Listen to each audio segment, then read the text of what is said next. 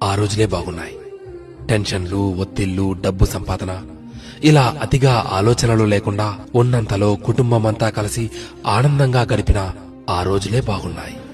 ఆదివారం ఆటలాడుతూ అన్నాన్ని మరచిన ఆ రోజులే బాగున్నాయి. మినరల్ వాటర్ గోల లేకుండా కుళాయి దగ్గర, బోరింగుల దగ్గర, బావుల దగ్గర నీళ్లు తాగిన ఆ రోజులే బాగున్నాయి. ఎండాకాలం చలివేంద్రాల్లోని చల్లని నీళ్ల కోసం ఎర్రని ఎండని సైతం లెక్క చేయని ఆ రోజులే బాగున్నాయి.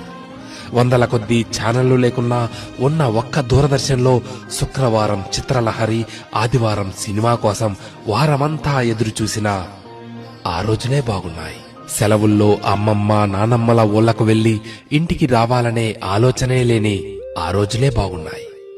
ఏసీ కార్లు లేకున్నా ఎర్ర బస్సుల్లో కిటికీ పక్క సీట్లో నుండి ప్రకృతిని ఆస్వాదించిన ఆ రోజులే బాగున్నాయి.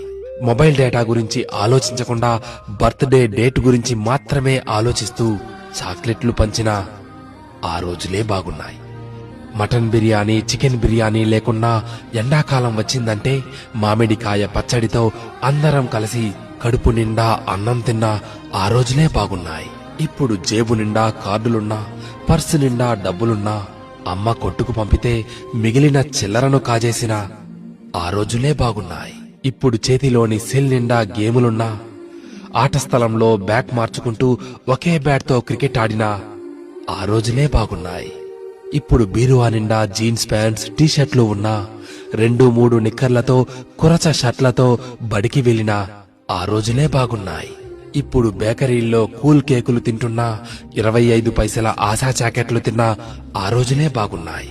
ఇప్పుడు రకరకాల ఐస్ క్రీంలు చల్లగా నోట్లో నానుతున్నా, నాన్నమ్మ, అమ్మమ్మల చీర కొంగు పైసలతో పొల్లైసు కొనుక్కు తిన్నా ఆ రోజులు ఎంతో బాగున్నాయి.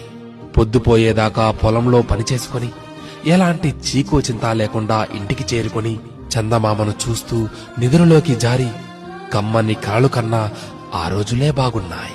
నిజమే, ఆ రోజులే బాగున్నాయి కదూ.